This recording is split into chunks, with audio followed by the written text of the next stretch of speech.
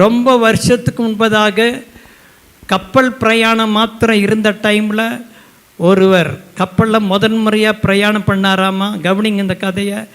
அவர் கப்பலை பற்றி முன்ன பின்ன ஒன்றும் தெரியாதனால 10-15 நாள் பிரயாணத்துக்கு கொஞ்சம் சாப்பாடெல்லாம் கட்டி எடுத்துகிட்டு போயிட்டார்.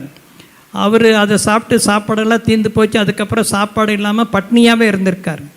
அப்புறம்தான் ஒரு ஆள் இவரை பார்த்து, ஏப்பா பட்டினியாக இருக்கிற, சாப்பிட போக வேண்டியதா, எங்கே சாப்பாடு கிடைக்கும்? அட எல்லாரும் இந்த கப்பல் இருக்கிற டைனிங் ஹாலுக்கு போகிறாங்க, நீ போய் சாப்பிட மாட்டே, எனக்கு அப்படி தெரியாது, என்கிட்ட காசு இல்லை அப்படின்ட்டார்.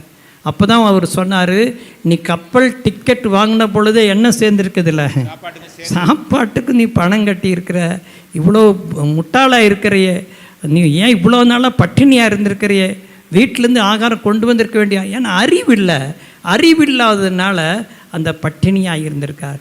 தேவனை பற்றிய அறிவு பெருகும் பொழுது வறுமை ஒழியும், தரித்திரம் ஒழியும், வியாதி நீங்கும், பலவீனங்கள் நீங்கும், சாத்தானை நம்மால் ஜெயிக்க முடியும்.